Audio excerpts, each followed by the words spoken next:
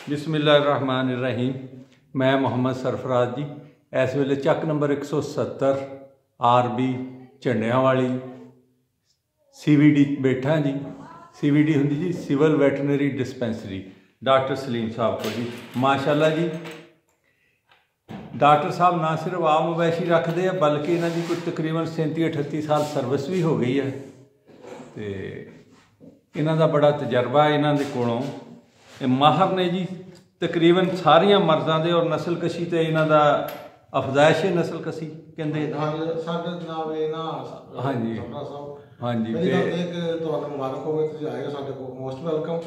असं चाहते हैं कि बार बार साढ़े को और असं ये भी चाहते हैं कि साढ़े को जिमीदार हजरात भी हों और जिन्ना ज़्यादा तो ज़्यादा हो, क्योंकि एक देखो ना अगर सर्विस करते हैं तो असं जिमीदार वास्ते इतने बैठे हैं ना।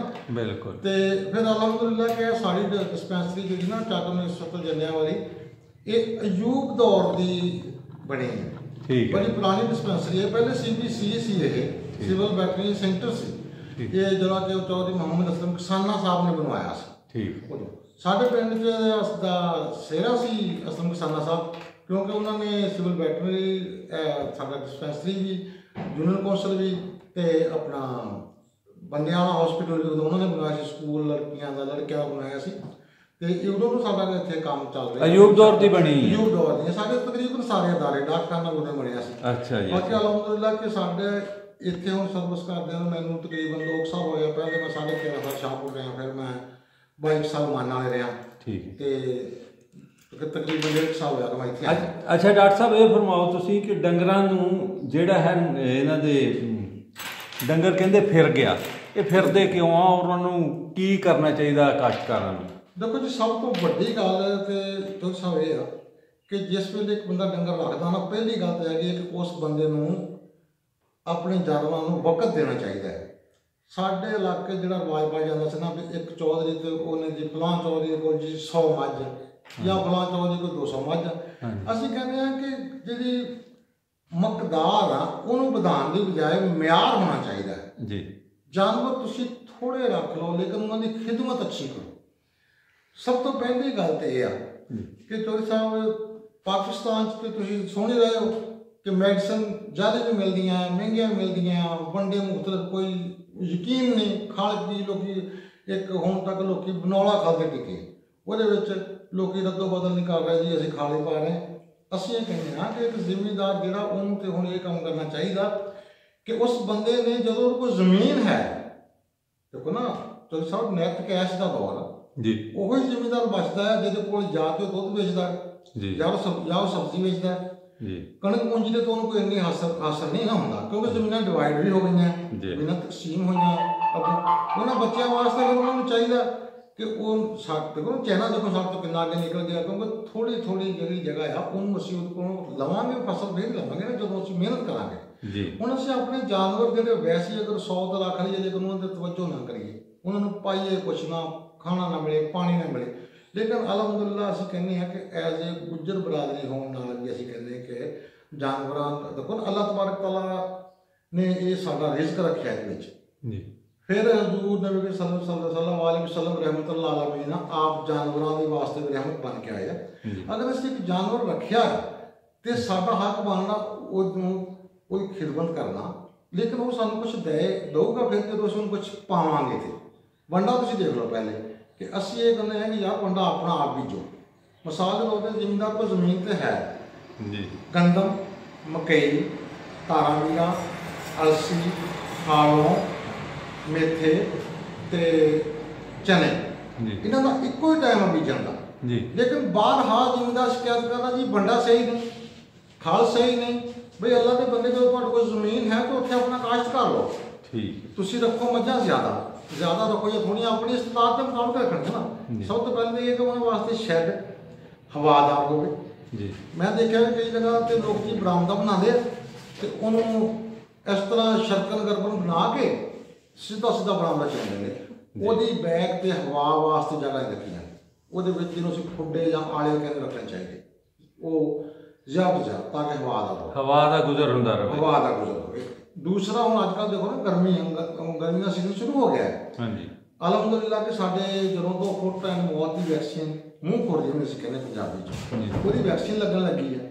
HS ਬਲਕੋਟੂ ਦੀ ਵੈਕਸੀਨ ਲੱਗਣ ਲੱਗੀ ਤੇ ਸਾਡੇ ਇਲਾਕੇ ਦੇ ਵਿੱਚ ਤਕਰੀਬਨ ਇਹ ਮਰਜ਼ ਹੁਣ ਨਹੀਂ ਆਇਆ। ਠੀਕ। ਕੋਈ ਕੇਸ ਵੀ ਨਹੀਂ ਸੁਣਿਆ ਜੀ ਕਿ ਆਇਆ ਹੋਵੇ। ਲੇਕਿਨ ਉਹਦੇ 'ਚ ਸਾਡੇ ਨਾਲ ਇਹ ਨਾ ਕਿ ਸਾਨੂੰ ਇਹ ਜਿਹੜੇ ਮੈਂ ਤੁਹਾਨੂੰ ਚੀਜ਼ਾਂ ਦੱਸੀਆਂ ਕਿ ਗੰਦਮ, ਮਕਈ, ਤਾਰਾ ਮੀਰਾ, ਅਲਸੀ, ਹਾਲੋਂ, ਮੇਥੇ ਤੇ ਚਨੇ, ਇਹ ਇੱਕ ਐਸੀ ਡਾਈਟ ਆ ਕਿ ਜ਼ਿਮੀਂਦਾਰ ਘਰ ਹੀ ਆਪਣੇ ਉਗਾ ਸਕਦਾ ਤੇ ਘਰ ਹੀ ਬਣਾ ਕੇ ਆਪਣੇ ਜਾਨਵਰਾਂ ਨੂੰ ਪਾ ਸਕਦਾ। ਜੀ। ਜਦੋਂ ਇੱਕ ਚੀਜ਼ ਘਰੋਂ ਮਿਲਦੀ ਹੈ ਤੇ ਫਿਰ ਤੁਸੀਂ ਕਿਉਂ ਬਾਜ਼ਾਰੋਂ ਲੈਣ ਜਾਣਾ? ਫਿਰ ਤੁਹਾਨੂੰ ਜਦ ਕਿ ਬਾਜ਼ਾਰ ਵਾਲੀ ਯਕੀਨ ਦਾ ਯਕੀਨ ਵੀ ਨਹੀਂ। ਜੀ। ਫਿਰ ਤੁਸੀਂ ਇੱਕ ਪੱਠੇ ਅਸੀਂ ਦੇਖੋ ਨਾ ਜਾਨਵਰਾਂ ਨੂੰ ਚੋਈਸਾਂ ਪਾਉਂਦੇ ਹਾਂ 2 ਦਫਾ ਦਿਹਾੜੀ 'ਚ, ਦਿਨ ਵਿੱਚ। ਜੀ। ਜਦਕਿ ਜਦੋਂ ਅਸੀਂ ਡੰਗਰ ਨੂੰ ਇੱਕ ਟਾਈਮ ਤੇ ਵੰਡਾ ਪਾਵਾਂਗੇ, ਹਾਂਜੀ 5 ਕਿਲੋ ਫਰਜ਼ ਕੀਤਾ ਸੀ ਉਹਨੂੰ ਵੰਡਾ ਪਾਉਣਾ ਹੈ ਜੀ। ਜਾਂ 6 ਕਿਲੋ ਪਾਣੇ ਵੰਡੇ ਤਾਂ ਫਾਰਮੂਲਾ ਸਿੱਧਾ ਸਿੱਧਾ ਹੈ ਚੋਰ ਸਾਹਿਬ, ਜੀ। 1/3 ਦੇ ਹਿਸਾਬ ਨਾਲ। ਅਗਰ ਡੰਗਰ 6 ਕਿਲੋ ਦੁੱਧ ਦਿੰਦਾ ਤੇ ਉਹ 2 ਕਿਲੋ ਵੰਡੇ ਦਾ ਹੱਕਦਾਰ। ਤੇ ਅਗਰ ਉਹ 24 ਘੰਟੇ 6 ਕਿਲੋ ਦਿੰਦਾ, ਨਹੀਂ 24 ਘੰਟੇ ਨਹੀਂ ਜੀ, ਇੱਕ ਟਾਈਮ ਦਾ, ਹਾਂਜੀ, ਉਹਨੂੰ ਇੱਕ ਟਾਈਮ 'ਚ 2 ਕਿਲੋ ਚਾਹੀਦਾ। 2 ਕਿਲੋ ਵੰਡਾ। ਲੇਕਿਨ ਜਦੋਂ ਉਹ 12 ਕਿਲੋ ਦੁੱਧ ਦੇ ਰਿਹਾ ਹੈ 24 ਘੰਟਿਆਂ 'ਚ, ਹਾਂਜੀ। ਤੇ ਤੁਸੀਂ ਉਹਨੂੰ ਫਿਰ 12 ਕਿਲੋ ਦੇ ਰਿਹਾ, ਉਹਨੂੰ 4 ਕਿਲੋ ਹੱਕ ਵੰਡੇ ਦਾ। ਠੀਕ। ਨਹੀਂ ਪਾਓਗੇ ਤਾਂ ਉਹ 'ਚ ਕੈਲਸ਼ੀਅਮ ਦੀ ਕਮੀ ਆਏਗੀ, ਠੀਕ। ਫਾਸਫੋਰਸ ਦੀ ਕਮੀ ਆਏਗੀ। ਜੀ। ਸਿਰਫ ਇਹ ਤੇ ਨਹੀਂ ਹੈਗਾ ਕਿ ਇਕੱਲੇ ਤੁਸੀਂ ਪੱਠੇ ਹੀ ਪਾਣੇ, ਜੀ। ਤੁਸੀਂ ਉਹਨੂੰ ਵੰਡਾ ਪਾਣਾ ਜੇ ਤੁਸੀਂ ਕੁਝ ਲੈਣਾ ਜੀ। ਤੇ ਫਿਰ ਉਹਨੂੰ ਇਹ ਵੰਡੇ ਦੇ ਤੁਸੀਂ ਵੰਡਾ ਪਾਓ। ਉਹਦੇ ਨਾਲ ਉਹਨੂੰ ਕੈਲਸ਼ੀਅਮ ਡੈਫੀਸ਼ੀਐਂਸੀ ਵਾਸਤੇ, ਜਿਵੇਂ ਦੇਖੋ ਅਸੀਂ ਛੋਟੇ ਛੋਟੇ ਹੁੰਦੇ ਸੀ, ਇੱਕ ਬੜੀ ਮੋਟੀ ਜਿਹੀ ਮਿਸਾਲ ਕਿ ਅਸੀਂ ਛੋਟੇ ਛੋਟੇ ਹੁੰਦੇ ਸੀ, ਬੜੇ ਬੱਚੇ ਮਿੱਟੀ ਖਾਂਦੇ ਹੁੰਦੇ ਸੀ। ਜੀ। ਔਰ ਕੁਝ ਲੇਡੀਜ਼ ਮਿੱਟੀ ਖਾਂਦੀਆਂ ਸੀ, ਬੰਦੇ ਵੀ ਮਿੱਟੀ ਖਾਂਦੇ ਸੀ। ਕੀ ਵਜ੍ਹਾ ਸੀ? ਕਿ ਕੈਲਸ਼ੀਅਮ ਦੀ ਕਮੀ ਸੀ। ਜੀ। ਹੁਣ ਕੋਈ ਵੀ ਨਹੀਂ ਖਾਂਦਾ ਕਿਉਂਕਿ CSC ਹਜ਼ਾਰ ਕੈਲਸ਼ੀਅਮ ਸੈਂਪਲ ਗੋਲੀਆਂ ਲੋਕ ਖਾਂਦੇ। ਤੇ ਇਸੇ ਤਰ੍ਹਾਂ ਸੈਂਸ ਤੇ ਆਈ ਨਾ ਅਵੇਅਰਨੈਸ। ਜੀ। ਇਸੇ ਤਰ੍ਹਾਂ ਜਾਨਵਰ, ਜੀ। ਮਲੀ, ਹੱਡੀ, ਕਪੜਾ, ਵੱਟਾ ਜਾਂ ਮੁxtਲਿਫ ਚੀਜ਼ਾਂ ਜਿਹੜੀਆਂ ਉਹ ਖਾਂਦੇ ਜਾਨਵਰ, ਉਹ ਸਭ ਤੋਂ ਪਹਿਲੀ ਵਜ੍ਹਾ ਤਾਂ ਹੁੰਦੀ ਕਿ ਉਹਦੀ ਡਿਵੈਲਪਮੈਂਟ ਨਹੀਂ ਹੋਈ, ਪੇਟ 'ਚ ਕੀੜੇ ਹੁੰਦੇ ਸੀ। ਹੁਣ ਕਾਫੀ ਹੱਦ ਤੱਕ ਗੌਰਮੈਂਟ ਨੇ ਦਵਾਈਆਂ ਦਿੱਤੀਆਂ, ਲੋਕਾਂ 'ਚ ਅਵੇਅਰਨੈਸ ਆਈ ਆ, ਜ਼ਿਮੀਂਦਾਰ ਡਿਵੈਲਪਮੈਂਟ ਕਰਵਾ ਰਹੇ ਆ, ਪੇਟ ਦੀਆਂ ਕੀੜੀਆਂ ਦੀ ਦਵਾਈ ਦੇਣੀ ਚਾਹੀਦੀ। ਮੈਂ ਕਹਿੰਦਾ ਕਿ ਇੱਕ ਬੱਚਾ ਜਦੋਂ ਪੈਦਾ ਹੁੰਦਾ ਹੈ 20 ਦਿਨ ਬਾਅਦ, 20-22 ਦਿਨ ਬਾਅਦ ਉਹਦੀ ਇੱਕ ਦਫਾ ਡਿਵੈਲਪਮੈਂਟ ਜ਼ਰੂਰ ਕਰ ਦੇਣੀ ਚਾਹੀਦੀ। ਕੁਛ ਸਾਡੇ ਲੋਕ ਭਰਾ ਇਹ ਗੱਲ ਕਹਿੰਦੇ ਆ ਕਿ ਜੀ ਉਹਦੇ 'ਚ ਉਹਨੇ ਮਿੱਟੀ ਨਹੀਂ ਖਾਧੀ। ਠੀਕ ਹੈ, ਮਿੱਟੀ ਨਹੀਂ ਖਾਧੀ, ਲੇਕਿਨ ਦੁੱਧ ਜਦੋਂ ਰੱਜ ਕੇ ਪੀਂਦੇ ਆ, ਪਹਿਲਾਂ ਅਸੀਂ ਉਹਨੂੰ ਜ਼ਿਆਦਾ ਛੱਡ ਦਿੰਦੇ ਹਾਂ, ਜਦੋਂ ਪੀਣ ਜੋਗਾ ਹੁੰਦਾ ਫਿਰ ਅਸੀਂ ਉਹਨੂੰ ਛੱਡਦੇ ਹਾਂ। ਅਸੀਂ ਦੁੱਧ ਜ਼ਿਆਦਾ ਨਹੀਂ ਛੱਡਣਾ ਚਾਹੀਦਾ, ਉਹਦੇ ਵੇਟ ਦੇ ਹਿਸਾਬ ਨਾਲ ਛੱਡਣਾ ਚਾਹੀਦਾ। ਫਿਰ ਇਹ ਹੈ ਕਿ ਉਹਨੂੰ 20 ਦਿਨ ਬਾਅਦ ਜਦੋਂ ਡਿਵੈਲਪਮੈਂਟ ਕਰਾ ਲਓਗੇ ਨਾ, ਇੱਕ ਗਾਂ ਦੇ ਬੱਚੇ ਨੂੰ ਜਾਂ ਮੱਝ ਦੇ ਬੱਚੇ ਨੂੰ, ਉਹਦਾ ਪੇਟ ਸਾਫ਼ ਹੋ ਜਾਏ, ਪੇਟ ਦੇ ਕੀੜੇ ਉਹਦੇ ਮਰ ਜਾਣ ਤੇ ਉਹਦੀ ਖੁਰਾਕ ਉਹਨੂੰ ਲੱਗੇਗੀ। ਫਿਰ ਉਸ ਤੋਂ ਬਾਅਦ ਇਹ ਆ ਕਿ ਜਦੋਂ ਅਸੀਂ ਜਾਨਵਰਾਂ ਨੂੰ ਕੈਲਸ਼ੀਅਮ ਪਾਊਡਰ, ਮੋਸਟਲੀ ਜਾਨਵਰ 24 ਸਾਲ ਜਿਹੜੇ ਨਾ, ਉਹਨਾਂ ਨੂੰ ਇਹੀ ਮਸਲਾ ਕਿ ਕੈਲਸ਼ੀਅਮ ਦੀ ਕਮੀ, ਫਾਸਫੋਰਸ ਦੀ ਕਮੀ, ਮਿਨਰਲਸ ਜਿਹੜੇ ਉਹਨਾਂ 'ਚ ਨਹੀਂ ਹੁੰਦੇ। ਤੇ ਸਾਡੇ ਮਹਿਕਮੇ ਨੇ, ਲਾਈਫ ਸਟਾਕ ਵਾਲਿਆਂ ਨੇ ਸਭ ਤੋਂ ਸਸਤਾ ਕੈਲਸ਼ੀਅਮ ਪ੍ਰੋਵਾਈਡ ਕੀਤਾ, ਅਨਮੋਲ ਕੈਲਸ਼ੀਅਮ। ਅਨਮੋਲ ਨਾਂ ਤੋਂ ਬੰਦਾ ਸੀ, ਅਨਮੋਲ ਨਾਂ ਤੋਂ ਸਾਡੇ ਮਹਿਕਮੇ ਦਾ ਕੈਲਸ਼ੀਅਮ। ਚਲੋ ਇਹ ਅਸੀਂ ਜਿਹੜਾ ਬੰਦਾ ਦੱਸਿਆ ਸੀ, ਉਹ ਦੱਸ ਕੇ ਇੱਕ ਬੰਦਾ ਆਪ ਬਣਾਉਣਾ ਚਾਹਵੇ ਤੇ ਆਪ ਬਣਾ ਲਿਆ ਜ਼ਿਮੀਂਦਾਰ, ਅਗਰ ਉਹ ਚੀਜ਼ਾਂ ਘਰ ਹੈਗੀਆਂ। ਹੁਣ ਕੈਲਸ਼ੀਅਮ ਜਿਹੜਾ ਸ਼ਬਦ ਉਹ ਤਕਰੀਬਨ 82-83 ਰੁਪਏ ਦਾ ਉਹ 1 ਕਿਲੋ ਮਿਲਦਾ ਹੈ, ਜਦਕਿ ਪ੍ਰਾਈਵੇਟ ਜਿਹੜੇ ਆ ਉਹ 250, 300, 400 ਤੱਕ ਵੀ ਮਿਲਦੇ। ਉਹ ਸਾਡੇ ਮਹਿਕਮੇ ਨੇ ਸੇਲ ਪੁਆਇੰਟ ਬਣਾਏ, ਮਸਲਨ ਖਾਨਗਾ ਰੋਗਨਾ, ਸ਼ਿਵਪੁਰਾ, ਮੁਖਤਲਿਫ ਜਗ੍ਹਾ ਦੇ ਜਦੋਂ ਸਾਡੇ ਸੇਲ ਪੁਆਇੰਟ ਪੂਰੇ ਪੰਜਾਬ ਦੇ ਜ਼ਿਲ੍ਹਿਆਂ ਦੇ ਵਿੱਚ, ਪੂਰੇ ਪੰਜਾਬ ਦੇ ਜ਼ਿਲ੍ਹੇ ਸਾਡੇ ਨਾ ਕੁਝ ਮੇਨ ਰੋਡ ਤੇ ਸਾਰਿਆਂ ਵਾਲਾ ਮਸਲਨ ਬਣਾਇਆ ਮੇਰਾ ਖਿਆਲ, ਉਹ ਸੇਲ ਪੁਆਇੰਟ ਬਣੇ। ਤੇ ਜ਼ਿਮੀਂਦਾਰ ਭਰਾ ਨੂੰ ਚਾਹੀਦਾ ਕਿ ਜਿੱਥੇ ਤੁਸੀਂ 200-400 ਮਤਲਬ ਖਰਚਣਾ ਆ ਮੈਡੀਕਲ ਸਟੋਰ ਤੇ, ਉੱਥੋਂ ਇੱਕ ਕੈਲਸ਼ੀਅਮ ਦਾ ਪੈਕਟ 1 ਕਿਲੋ ਦਾ ਤੁਹਾਨੂੰ 82 ਰੁਪਏ ਦਾ ਮਿਲਦਾ ਹੈ ਜਾਂ 83 ਰੁਪਏ ਦਾ ਮਿਲਦਾ, ਤੇ ਉਹ ਲੈ ਲਓ। ਫਿਰ ਇਹ ਹੈ ਕਿ ਕੈਲਸ਼ੀਅਮ ਤੇ ਜ਼ਰੂਰੀ ਹੈ ਡੰਗਰ ਨੂੰ ਪਾਉਣਾ, ਉਹਨੂੰ ਪਾਓ ਡੰਗਰ ਨੂੰ। ਦੇਖੋ ਨਾ, ਤੁਸੀਂ ਆਮ ਤੌਰ 'ਤੇ ਆਪਣੇ ਇਲਾਕੇ ਵਿੱਚ ਦੁਪਹਿਰ ਨੂੰ 3-4 ਵਜੇ ਪੱਠੇ ਪਾਏ ਜਾਂਦੇ। ਅਗਰ ਤੁਸੀਂ ਇਹ ਵੰਡਾ ਬਣਾਇਆ ਹੈ, ਉਹਨੂੰ ਇੱਕ ਟਾਈਮ ਤੁਸੀਂ ਕੋਈ ਤੂੜੀ ਅਗਰ ਪਾ ਦਿਓ, ਤੁਸੀਂ ਤੂੜੀ ਦੇ ਪਾ ਕੇ ਪੋਸੇ ਕੇ ਜਾਂ ਮਤਲਬ ਤੁਸੀਂ ਚਰੀ ਪਾਈ ਆ, ਉਹਦੇ ਉੱਤੇ 5 ਕਿਲੋ ਵੰਡਾ ਪਾ ਦਿਓ। ਇੱਕ ਮੱਝ ਤੁਹਾਡੀ 15 ਕਿਲੋ ਦੁੱਧ ਦੇ ਰਹੀ, ਅੱਛੀ ਮੱਝ ਆ, ਦੁੱਧ ਵੰਡਾ ਪਾਓਗੇ ਤਾਂ ਪਤਾ ਲੱਗਦਾ ਕਿ ਦੁੱਧ ਕਿੰਨਾ ਕੁ ਦਿੰਦੀ। ਬਿਲਕੁਲ। ਤੁਸੀਂ ਉਹਨੂੰ ਸਭ ਜਦੋਂ ਉਹ ਵੰਡਾ ਪਾਓਗੇ ਨਾ, ਤੂੜੀ ਤੇ ਪਾ ਦਿਓ, ਉਹਨੇ ਖਾਧਾ ਵੰਡਾ, ਉਹ ਰੱਜ ਗਈ, ਉਹ ਵੀ ਵਿਹਲੀ ਦਿਮਾਗ 'ਚ ਵਿਹਲਾ, ਉਹਨੂੰ ਚੋ ਲਿਆ, ਨਲਾਓ ਧੋਓ। ਅੱਜ ਕੱਲ੍ਹ ਗਰਮੀਆਂ, ਕਮ ਸੇ ਕਮ ਦਿਨ ਨੂੰ 3 ਦਿਨ ਤਾਂ ਨਹਾਉਣਾ ਚਾਹੀਦਾ ਹੈ, ਪਾਣੀ ਪਿਲਾਉਣਾ ਚਾਹੀਦਾ। ਤੇ ਉਹਦੇ ਨਾਲ ਫਿਰ ਤੁਸੀਂ ਇੱਕ ਟਾਈਮ ਤੁਹਾਡੇ ਪੱਠੇ ਬਚ ਗਏ, ਉਹ ਜੇ ਤੁਹਾਡੇ ਇਹਨਾਂ ਨੇ ਇੱਕ ਟਾਈਮ ਦੇ ਪੱਠੇ ਬਚੇ, ਉਹ ਤੁਸੀਂ ਸੁਬਾਹ ਪਾ ਦਿਓ ਜਾਂ ਤੁਸੀਂ ਸ਼ਾਮ ਨੂੰ ਖੁੱਲ੍ਹੇ ਵਿੱਚ ਪਾ ਦਿਓ, ਤੇ ਸ਼ਾਮ ਨੂੰ ਪਾ ਦਿਓ ਕੁਛ ਸਬਜ਼ਾ, ਕਿਉਂਕਿ ਹਰਾ ਪੱਠਾ ਜ਼ਰੂਰੀ ਆ, ਇਹਦੇ 'ਚ ਪਾਣੀ ਵੀ ਹੁੰਦਾ ਆ। ਅੱਲਾਹ ਤਾਲਾ ਨੇ ਤਾਕਤ ਰੱਖੀ ਹੈ। ਤੁਹਾਡੇ ਕਹਿਣ ਦਾ ਟਾਈਮ ਤੇ ਪਾ ਦਿਓ। ਤੁਹਾਡੇ ਕਹਿਣ ਦਾ ਮਤਲਬ ਇਹ ਆ ਕਿ ਡੰਗਰਾਂ ਦੀ ਡਾਈਟ ਇੰਨੀ ਖਿਆਲ ਰੱਖਿਆ ਜਾਵੇ, ਉਹਨਾਂ ਦੀਆਂ ਕਮਜ਼ੋਰੀਆਂ ਦੂਰ ਕੀਤੀਆਂ ਜਾਣ, ਇਹ ਜਿਹੜੀ ਸ਼ਿਕਾਇਤ ਪੈਦਾ ਹੁੰਦੀ ਫਿਰ ਉਹ ਨਹੀਂ ਪੈਦਾ ਹੋਏਗੀ। ਸਰ ਦੇਖੋ ਸਾਡੇ ਮੁਲਕ 'ਚ, ਸਾਡਾ ਮੁਲਕ ਦੁਨੀਆ ਦੇ ਵਿੱਚ ਛਟਾ ਮੁਲਕ ਆ ਜਾਨਵਰ ਪੈਦਾ ਕਰਨੇ ਵਾਲਾ, ਲੇਕਿਨ ਦੁੱਧ ਦੀ ਫਿਰ ਕਮੀ। ਇੱਕ ਤੇ ਗਰੀਬ ਆਦਮੀ ਅਗਰ ਡੰਗਰ ਪਹਿਲੇ ਲੈ ਨਹੀਂ ਸਕਦਾ, ਜੇ ਉਹ ਲੈ ਲੈਂਦਾ ਉਹ ਸਾਂਭਿਆ ਨਹੀਂ ਜਾਂਦਾ, ਤੇ ਫਿਰ ਉਹਦੀ ਵਜ੍ਹਾ ਕਿ ਉਹ ਜਦੋਂ ਪੂਰੀ ਖੁਰਾਕ ਨਹੀਂ ਪਾਣੀ, ਉਹ ਜਾਨਵਰ ਨੇ ਘਾਟੇ ਜਾਣਾ। ਮੁਨਾਫੇ ਤੋਂ ਤਾਂ ਜਾਏਗਾ ਨਾ ਕਿ ਇੱਕ ਬੰਦਾ ਡੰਗਰ ਦੇ ਰਿਹਾ 15 ਕਿਲੋ ਐਵਰੇਜ ਕਰੋ ਦੁੱਧ ਦੇ ਰਿਹਾ, ਉਹ ਬੰਦਾ ਅਗਰ 2-4 ਕਿਲੋ 5 ਕਿਲੋ ਘਰ ਰੱਖ ਕੇ 10 ਕਿਲੋ ਅਗਰ ਵੇਚ ਦੇਗਾ ਤੇ ਉਹ 10 ਕਿਲੋ ਵੀ ਡੰਗਰ ਖਾਏ ਉਹ ਜਾਨਵਰ ਦੀ ਤਾਕਤ ਪਾ ਲਏਗਾ। ਕੁਝ ਚੀਜ਼ਾਂ ਐਸੀਆਂ ਮੋਸਟਲੀ ਬਣਿਆ ਚੋ ਸਭ ਹੁੰਦੇ ਆ, ਯੂਰੀਆ ਵਗੈਰਾ ਪਾਏ ਜਾਂਦੇ ਆ, ਠੀਕ ਹੈ ਜੀ, ਸਭ ਦੀ ਕਮੀ ਪੂਰਾ ਕਰਦੇ, ਲੇਕਿਨ ਇਹ ਕੋਈ ਜਾਨਵਰ ਕਮਜ਼ੋਰ ਹੋ ਜਾਂਦੇ। ਅਕਸਰ ਇਹ ਸ਼ਿਕਾਇਤ ਸਾਨੂੰ ਆਉਂਦੀ ਹੈ ਜੀ ਕਿ ਸਾਡੇ ਡੰਗਰ ਕਮਜ਼ੋਰ ਹੁੰਦੇ। ਅਸੀਂ ਕਹਿੰਦੇ ਕਮਜ਼ੋਰ ਹੁੰਦੇ ਤੇ ਬੰਦਾ ਆਪਣਾ ਆਪ ਬਣਾਓ, ਤਾਂ ਕਿ ਇੱਕ ਤੇ ਤੁਹਾਨੂੰ ਪਤਾ ਲੱਗ ਜਾਏ ਕਿ ਤੁਹਾਡੇ ਸਾਹਮਣੇ ਬੰਦਾ ਬਣਿਆ ਹੈ ਜੀ। ਜਦ ਕਿ ਲੋਕ ਜਿਹੜੀ ਚੀਜ਼ ਬਾਜ਼ਾਰੋਂ ਆਉਂਦੀ ਹੈ ਖੁਦਾ ਜਾਣੇ ਉਹਦੇ 'ਚ ਕਿਸੇ ਨੇ ਕੀ ਪਾਇਆ ਕੀ ਨਹੀਂ ਪਾਇਆ, ਇਹ ਬੰਦਾ ਜਿਹੜਾ ਦੱਸਿਆ ਅਸੀਂ ਤੁਹਾਨੂੰ ਉਹ ਬੰਦਾ ਆਪ ਪਾਵੇ। ਫਿਰ ਉਹਦੇ 'ਚ ਇਹ ਆ ਕਿ ਜਿਸ ਵੇਲੇ ਉਹ ਦੁੱਧ ਵੇਚੇਗਾ ਇਕਨੋਮਿਕਲੀ ਜ਼ਿਆਦਾ ਮਜ਼ਬੂਤ ਹੋਏਗਾ, ਫਿਰ ਜਾਨਵਰ ਇਹਦੇ ਨਾਲ ਕਮਜ਼ੋਰ ਨਹੀਂ ਹੁੰਦਾ। ਸਹੀ ਗੱਲ। ਇਹਦੇ 'ਚ ਹਰ ਦੇਖੋ ਨਾ, ਗੰਦਮ, ਮਕਈ, ਚਨੇ, ਤਾਰਾ ਮੀਰਾ, ਅਲਸੀ, ਹਾਲੋਂ, ਮੇਥੇ, ਇਹਦਾ ਤੁਹਾਨੂੰ ਮੈਂ ਫਾਰਮੂਲਾ ਵੀ ਦੱਸਦਾ ਹੈ। ਫਾਰਮੂਲਾ ਤਾਂ ਸਭ ਇਸ ਤਰ੍ਹਾਂ ਹੈ, ਗੰਦਮ 2.5 ਮਣ, ਗੰਦਮ 2.5 ਮਣ ਯਾਨੀ 100 kg, 100 kg, ਹਾਂਜੀ। ਤੇ ਮਕਈ 60 kg, ਮਕਈ 60 kg, 1.5 ਮਣ ਹੋ ਗਈ, 1.5 ਮਣ ਹੋ ਗਈ। ਤਾਰਾ ਮੀਰਾ 20 kg, 20 kg, ਅਲਸੀ 20 kg ਜੀ, ਤੇ ਚਨੇ 20 kg ਜੀ, ਹਾਲੋਂ 2 kg ਜੀ, ਤੇ ਮੇਥੇ ਜੀ 2 kg ਜੀ। ਇਹ ਬਣ ਜਾਏਗਾ 5 ਮਣ 24 ਕਿਲੋ ਵਜ਼ਨ।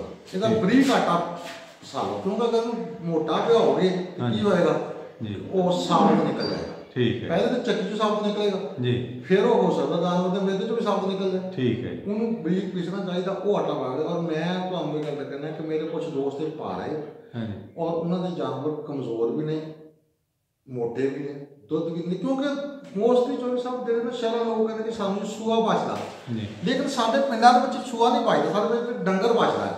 ਅਗਰ ਇੱਕ ਬੰਦੇ ਨੂੰ ਸਾਲ ਬਾਅਦ ਜਾਨਵਰ ਜ਼ਿਮੀਂਦਾਰ ਨੂੰ ਬਦਲਣਾ ਪਏਗਾ ਤਾਂ ਜ਼ਿਮੀਂਦਾਰ ਤਾਂ ਬਸ ਉਹਦਾ ਬਿਲਕੁਲ ਖਾਤਾ ਖੁੱਲ ਜਾਏਗਾ। ਠੀਕ, ਉਹਨੂੰ ਜਾਨਵਰ ਬਦਲ। ਫਿਰ ਦੇਖੋ ਨਾ, ਜਿਸ ਜਾਨਵਰ ਨੂੰ ਇੰਨੀ ਡਾਈਟ ਮਿਲਣੀ ਹੈ ਉਹਨੇ ਸੂਏ ਜ਼ਿਆਦਾ ਦੇਣੇ, ਅਫਜ਼ਾਇਸ਼ੀ ਨਸਲ ਵਾਸਤੇ ਵੀ ਬੰਦਾ ਜ਼ਰੂਰੀ। ਉਹ ਜਾਨਵਰ ਸੂਣ ਤੋਂ ਆਪਣੇ ਇੱਕ ਸੂਆ ਸੋਇਆ, ਉਹ ਇੱਕ 40 ਦਿਨ ਬਾਅਦ ਜਾਨਵਰ ਦੁਬਾਰਾ ਹਿੱਕ ਚੋਣਾ ਸ਼ੁਰੂ ਹੋ ਜਾਂਦਾ ਹੈ, ਜਦੋਂ ਉਹਨੂੰ ਪੂਰੀ ਖੁਰਾਕ ਪੈਂਦੀ ਹੈ। ਤੇ ਸੂਣ ਤੋਂ 40 ਦਿਨ ਬਾਅਦ, ਸੂਣ ਤੋਂ 40 ਦਿਨ ਬਾਅਦ ਅਗਰ ਉਹਦੀ ਖੁਰਾਕ ਪੂਰੀ ਹੋਵੇ, ਸੂਣ ਤੋਂ 40 ਦਿਨ ਬਾਅਦ ਉਹ ਦੁਬਾਰਾ ਤਿਆਰ ਹੋ ਜਾਂਦਾ, ਹੀਟ 'ਚ ਆ ਜਾਂਦਾ ਜੀ। ਤੇ ਲੇਕਿਨ ਸਾਡੇ ਲੋਕ ਚੁੱਕੇ ਡਾਈਟ ਨਹੀਂ ਪਾਣੀ, ਖੁਰਾਕ ਨਹੀਂ ਪਾਈ ਹੁੰਦੀ, ਉਹ ਵਿਚਾਰਾ ਡੰਗਰ ਸਾਲ ਅਸੀਂ ਲੋਕ ਲੈ ਕੇ ਬੈਠੇ ਨੇ ਜੀ। ਠੀਕ ਹੋ ਗਿਆ, ਠਹਿਰਦੇ ਨਹੀਂ ਹੈਗੇ। ਹਾਂਜੀ। ਫਿਰ ਸਾਡਾ ਜਿਹੜਾ ਤੁਸੀਂ ਦੇਖੋ ਨਾ ਕਿ ਜਿਸ ਡੰਗਰ ਨੂੰ ਜਿਹਨੇ ਸਾਡੇ ਇਸ ਵਕਤ ਨੂੰ ਬੜਾ ਮਸਲਾ ਕਿ ਚਿੱਚੜ ਪੈ ਗਿਆ ਡੰਗਰਾਂ ਨੂੰ। ਹਾਂਜੀ, ਚਿਚੜਾਂ ਦਾ ਬਹੁਤ ਮਸਲਾ ਜੀ। ਉਹ ਕੋਈ ਸਪਰੇਆਂ ਕਰਦੇ ਆ, ਟੀਕੇ ਲਾਉਂਦੇ ਆ। ਦੇਖੋ ਨਾ ਚੌਧਰੀ ਸਾਹਿਬ, ਤਾਰਾ ਮੀਰਾ ਇੱਕ ਐਸੀ ਚੀਜ਼ ਆ, ਹਾਂਜੀ, ਤੁਸੀਂ ਜਿੰਨਾ ਡੰਗਰਾਂ ਨੂੰ ਪਾਓਗੇ ਚਿੱਚੜ ਨਹੀਂ ਲੱਗਣਗੇ। ਅੱਛਾ, ਤੁਹਾਡਾ ਕਹਿਣ ਦਾ ਮਤਲਬ ਆ ਤਾਰਾ ਮੀਰਾ ਜਿਹੜਾ ਹੈ ਕੁਦਰਤੀ ਇਲਾਜ ਹੈ, ਚਿੱਚੜ ਨਹੀਂ ਲੱਗੇਗਾ। ਚਿੱਚੜ ਰਹਿੰਦਾ ਨਹੀਂ, ਇਹ ਕੌੜਾ ਹੈ। ਠੀਕ ਹੈ। ਲੇਕਿਨ ਇਹਦੇ ਵਿੱਚ ਆਇਰਨ ਵੀ ਹੈ। ਤੁਸੀਂ ਦੇਖੋ ਨਾ ਸਭ ਗੰਦਮ, ਮਕਈ, ਤਾਰਾ ਮੀਰਾ, ਹਾਲੋਂ, ਅਲਸੀ, ਇਹਨਾਂ ਸਭ ਦੇ ਵਿੱਚ ਤੇਲ ਆ। ਠੀਕ ਹੈ। ਜਾਨਵਰ ਨੂੰ ਤੇਲ ਦੇਣ ਦੀ ਲੋੜ ਹੀ ਨਹੀਂ ਪਈ। ਫਿਰ ਇਹਦੇ ਨਾਲ ਡੰਗਰ ਨੂੰ ਕਬਜ਼ ਨਹੀਂ ਹੋਣੀ। ਠੀਕ ਹੈ।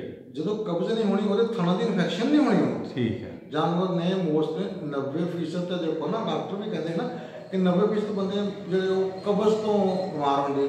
ਮੈਂ ਕਹਿੰਦਾ ਕਿ 90% ਦੀ ਡੰਗਰ ਵੀ ਕਬਜ਼ ਤੋਂ ਬਿਮਾਰ ਹੁੰਦੇ, ਇਹਨਾਂ ਚੀਜ਼ਾਂ ਹੁੰਦੀਆਂ। ਸਹੀ ਗੱਲ ਕਿ ਜਦੋਂ ਉਹਨਾਂ ਨੂੰ ਇਹ ਖੁਰਾਕ ਹੋਵੇ ਤੇ ਉਹਨਾਂ ਨੂੰ ਕਬਜ਼ ਨਾ ਹੋਵੇ। ਠੀਕ ਹੈ। ਉਹ ਪੂਰੇ ਅਸੀਂ ਦੇਖਿਆ ਜੋ ਸਭ ਜਿਹੜੇ ਬੰਦੇ ਇਹ ਵੰਡਾ ਪਾਉਂਦੇ ਆ, ਜਾਨਵਰ ਦਾ ਖਿਆਲ ਰੱਖਦੇ ਆ, ਜਾਂ ਫਿਰ ਸਾਡਾ ਜਿਹੜਾ ਇਲਾਕਾ ਨਾ ਜੀ ਚਿੱਚੜ ਲੱਗਦੇ ਜਦੋਂ ਡੰਗਰ ਨੇ ਉਹਨੂੰ ਤਾਰਾ ਮੀਰਾ ਖਾਣਾ, ਚਿੱਚੜ ਨਹੀਂ ਲੱਗਣੇ। ਠੀਕ ਹੈ। ਉਹਨੂੰ ਫਿਰ ਮੋਸਟਲੀ ਸਾਡੀਆਂ ਬਲੈਕੀ ਖਾਈਆਂ ਜਿਹਨੂੰ ਅਸੀਂ ਕਹਿੰਦੇ ਫਰੀਜ਼ੀਅਨ ਜਾਂ ਜਰਸੀ, ਜਿਹੜੀ ਕਿਸੇ ਦੀ ਪੈਦਾਵਾਰ ਨਹੀਂ, ਉਹ ਤੇ 18 ਡਿਗਰੀ ਸੈਂਟੀਗ੍ਰੇਡ ਮੰਗਦੀਆਂ ਸਾਡੇ ਕੋਲ, ਲੇਕਿਨ ਸਾਡਾ ਤੇ ਉਹ ਮਾਹੌਲ ਨਹੀਂ ਹੈ।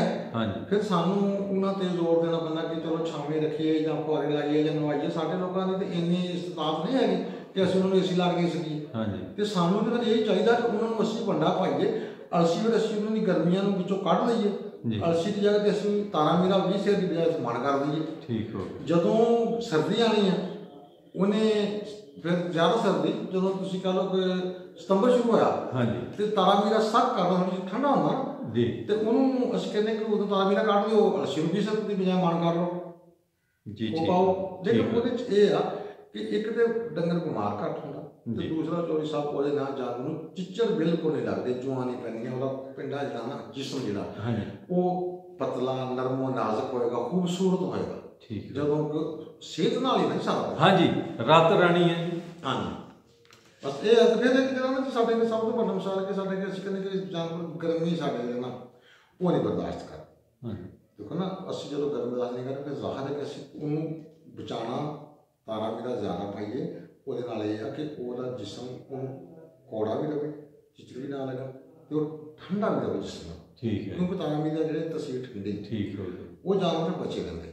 ਸਹੀ ਤੇ ਅਸੀਂ ਤੇ ਜਿਹੜਾ ਕਹਿੰਦੇ ਨਾ ਤੁਸੀਂ ਇੱਕ ਸਵਾਲ ਕੀਤਾ ਸੀ ਚੌਧਰੀ ਸਾਹਿਬ ਜਦੋਂ ਆਏ ਸੀ ਕਿ ਨਾ ਫਿਰਦੇ ਆ ਡੰਗਰ ਬਾਰ-ਬਾਰ ਹਾਂਜੀ ਡੰਗਰਾਂ ਦਾ ਸਭ ਤੋਂ ਵੱਡਾ ਸੋਲ ਫਿਰਨ ਦੀ ਵਜ੍ਹਾ ਇਹ ਆ ਕਿ ਇੱਕ ਤੇ ਟੀਕਾ ਚੋਣੇ ਆ ਹਾਂਜੀ ਆਕਸੀਟੋਸਨ ਹਾਂਜੀ ਉਹਦੀ ਵਜ੍ਹਾ ਨਾਲ ਜਾਨਵਰ ਫਿਰਦਾ ਡਾਕਟਰ ਸਾਹਿਬ ਜਿਹੜੇ ਨਹੀਂ ਵੀ ਆਕਸੀਟੋਸਨ ਲਾਉਂਦੇ ਉਹਨਾਂ ਦਾ ਵੀ ਫਿਰ ਜਾਂਦਾ ਹਾਂਜੀ ਫਿਰ ਜਾਂਦੇ ਉਹ ਕਿਉਂ ਫਿਰਦੇ ਜੀ ਉਹਦੇ 'ਚ ਅਸੀਂ ਅੱਛੇ ਸਾਂਢ ਦਾ ਇੰਤਖਾਬ ਨਹੀਂ ਕਰਦੇ ਠੀਕ ਅਸੀਂ ਇਹ ਦੇਖਦੇ ਹਾਂ ਕਿ ਜਿਹੜਾ ਸਾਂਢ ਜਿੱਥੇ ਕਿਸੇ ਨੂੰ ਮਿਲ ਗਿਆ ਉੱਥੇ ਛੱਡਿਆ ਤੇ ਉਹਨੂੰ ਟੀਕਾ ਨਹੀਂ ਡਾਕਟਰ ਸਾਹਿਬ ਤੁਹਾਡਾ ਮਹਿਕਮਾ ਜਿਹਨਾਂ ਦੇ ਟੀਕੇ ਲਾਉਂਦਾ ਉਹ ਵੀ ਫਿਰ ਜਾਂਦੇ ਹਾਂਜੀ ਉਹ ਵੀ ਕੁਛ ਰਿਪੀਟ ਹੁੰਦੇ ਉਹਦੇ ਵੀ ਇੱਕ ਵਜ੍ਹਾ ਹੈ ਹਾਂਜੀ ਉਹਦੇ ਰਿਪੀਟ ਹੋਣ ਦੀ ਵਜ੍ਹਾ ਇਹ ਕਿ ਬਾਅਦ ਦਵਾਈ ਹੁੰਦਾ ਕਿ ਬੰਦਾ ਪਹਿਲੇ ਬੱਚੇ ਤੋਂ ਅਗਰ ਜਾਨਵਰ ਨੂੰ ਕਰਵਾ ਲੈਂਦਾ ਜਾਂ ਮੱਝ ਸਾਡੇ ਕੋਲ ਮੋਸਟਲੀ ਮੱਝਾਂ ਉਦੋਂ ਆਉਂਦੇ ਨੇ ਜਦੋਂ ਡੰਗਰ 2-4 ਵਾਰੀ ਫਿਰ ਚੁੱਕਿਆ ਹੁੰਦਾ ਤੇ ਉਹ ਕਹਿੰਦਾ ਜੀ ਮੇਰੀ ਮੱਝ ਠਹਿਰ ਦੀ ਜਿਹਨੂੰ ਟੀਕਾ ਲਾਉਂਦਾ ਸ਼ਾਇਦ ਠਹਿਰ ਜਾਏ ਅਸੀਂ ਫਿਰ ਦੱਸਦੇ ਹਾਂ ਵੀ ਯਾਰ ਸਾਂਢ ਦਾ ਸੀਮਨ ਜਿਹੜਾ ਉਹਦੇ ਟੀਕੇ ਨਾਲ ਕਿਤੇ ਜ਼ਿਆਦਾ ਹੁੰਦਾ ਹੈ ਜੀ ਉਹਦੇ ਅੰਦਰ ਇਨਫੈਕਸ਼ਨ ਉਹਦਾ ਇਲਾਜ ਕਰਾਓ ਤੇ ਦਵਾਈ ਖਾਓ ਠੀਕ ਹੈ ਤੇ ਸਾਡੇ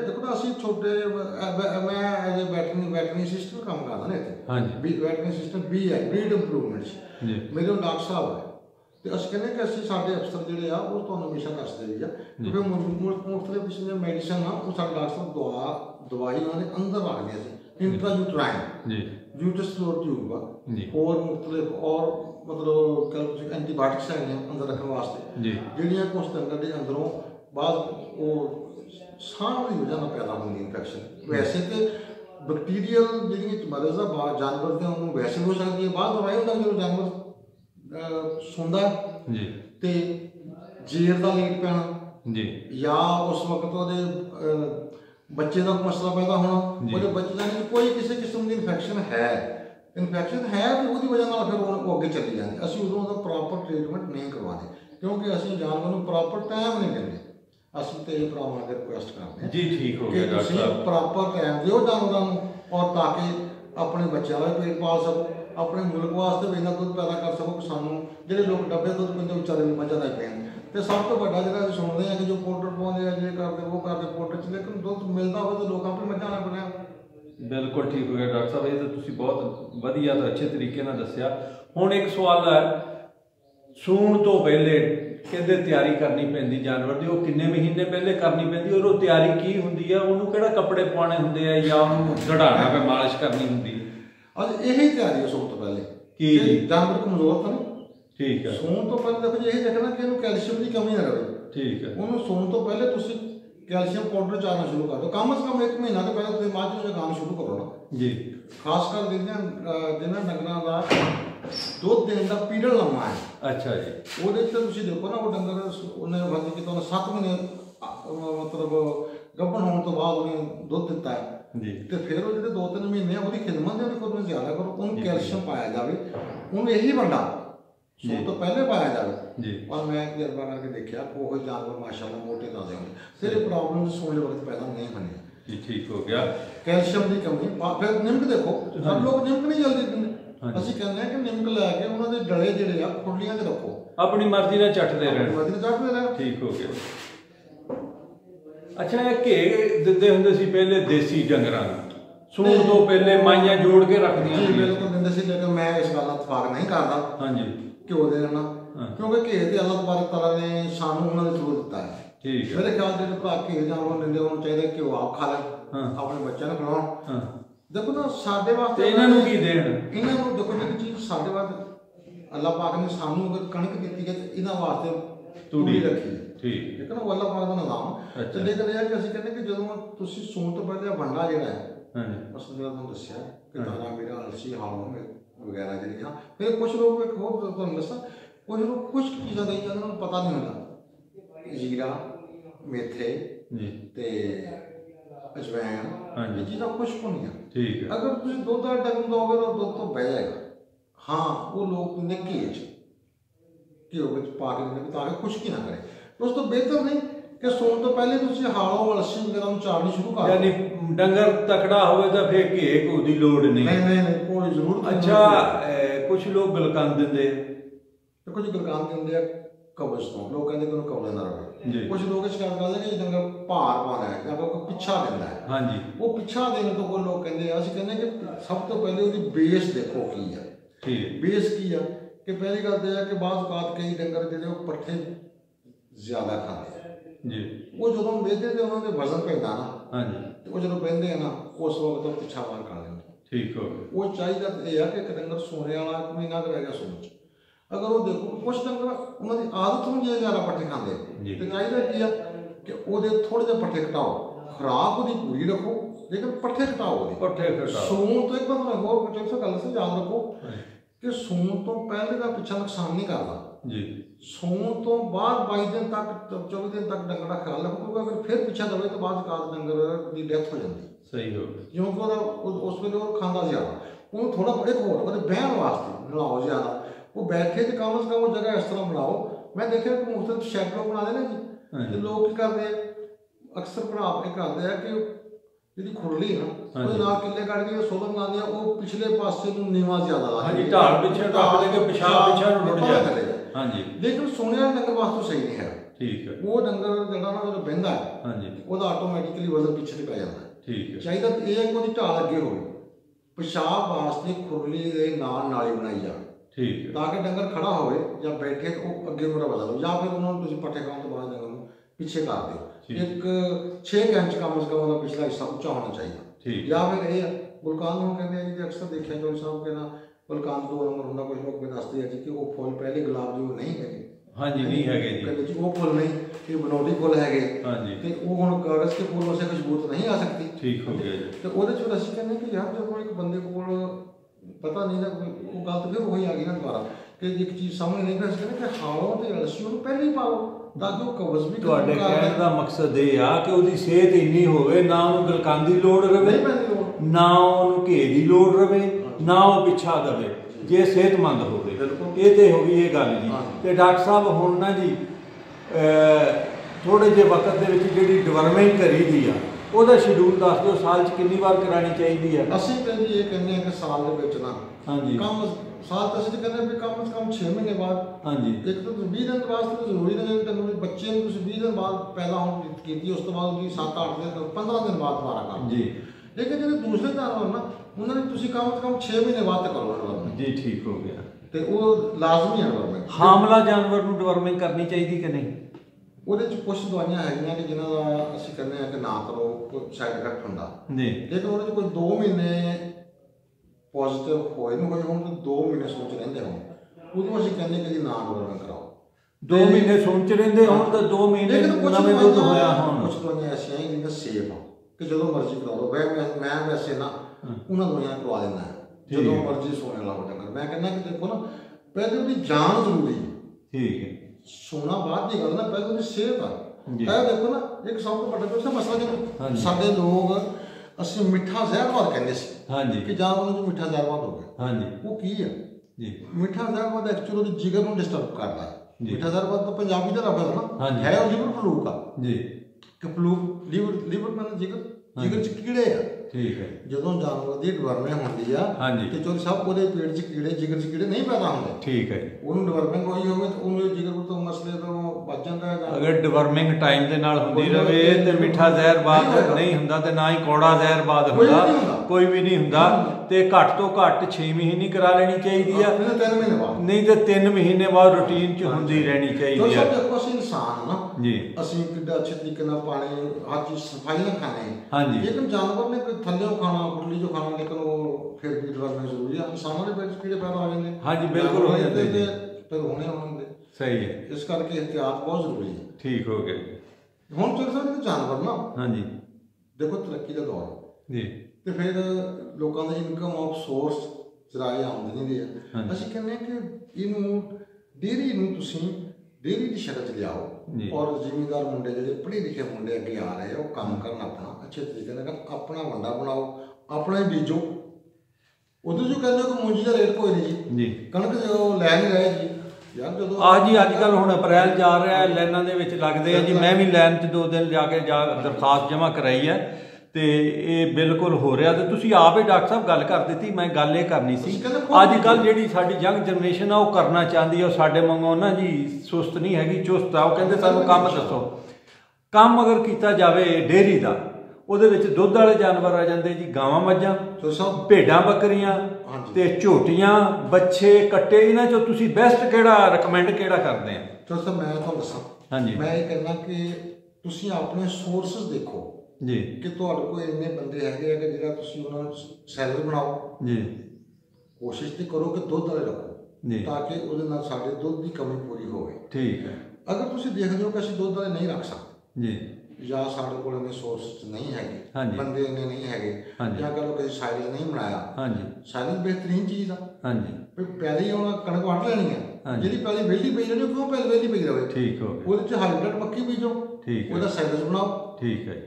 ਤੇ ਇੱਕ ਦਫਾ ਜਮ੍ਹਾਂ ਕਰਕੇ ਰੱਖ ਲਓ, ਉਹ ਸਾਇਲੈਂਸ ਚੋਂ ਕੰਮ ਚਾਰੋ। ਫਿਰ ਉਹਦੇ ਨਾਲ ਤੁਸੀਂ ਵੱਡਾ ਬਣਾਓ, ਬੈਨੀਫਿਟ ਲਓ। ਹਾਂ, ਦੂਸਰੀ ਗੱਲ ਇਹ ਤੁਸੀਂ ਦੇਖੋ ਕਿ ਆਪਣਾ ਦੇਖਣਾ ਹੁੰਦਾ ਬੰਦੇ ਨੇ ਆਪਣੀ ਜਗ੍ਹਾ ਕਿ ਸਾਡੀ ਜਿਹੜੀ ਲੋਕੇਸ਼ਨ ਹੈ ਜਗ੍ਹਾ ਦੀ ਕੈਸੀ ਕਿ ਸਾਡੇ ਅਸੀਂ ਕਹਿੰਦੇ ਕਿ ਮੈਂ ਇਹ ਕਹਿੰਦਾ ਕਿ ਇੱਥੇ ਸਾਡੇ ਇਲਾਕੇ ਵਿੱਚ ਗਰਮੀ ਜ਼ਿਆਦਾ ਹੁੰਦੀ, ਗਰਮੀਆਂ ਦੇ ਵਿੱਚ ਤੇ ਦੁੱਧ ਦਾ ਰੇਟ ਕੋਈ ਨਹੀਂ। ਸਾਨੂੰ ਚਾਹੀਦਾ ਕਿ ਅਸੀਂ ਜਵਾਨ ਝੋਟੀਆਂ ਪਾਈਏ ਜੀ, ਉਹਨਾਂ ਦੇ ਵਿੱਚ ਜਵਾਨ ਝੋਟੀਆਂ ਖੂਬਸੂਰਤ ਝੋਟਾ ਪਹਿਲੇ ਹੋਵੇ।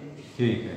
ਕਿਉਂਕਿ 80% ਮੱਝਾਂ ਜਿਹੜੀਆਂ ਨਾ ਸਾਡੇ ਮੁਤਾਬਕ ਉਹ ਰਾਤ ਨੂੰ ਨਹੀਂ ਚਵਾਉਂਦੇ। ਠੀਕ ਹੈ। ਤੇ ਮੋਸਟਲੀ ਇਹ ਸਤੰਬਰ, ਅਗਸਤ, ਸਤੰਬਰ ਜੀ ਤੇ ਉਦੋਂ ਝੋਟੀਆਂ ਪਾਉਣੀਆਂ ਚਾਹੀਦੀਆਂ ਤਾਂ ਕਿ ਗਰਮੀ ਦਾ ਸੀਜ਼ਨ ਕੁਛ ਘੱਟ ਹੋ ਜਾਏ। ਸਹੀ।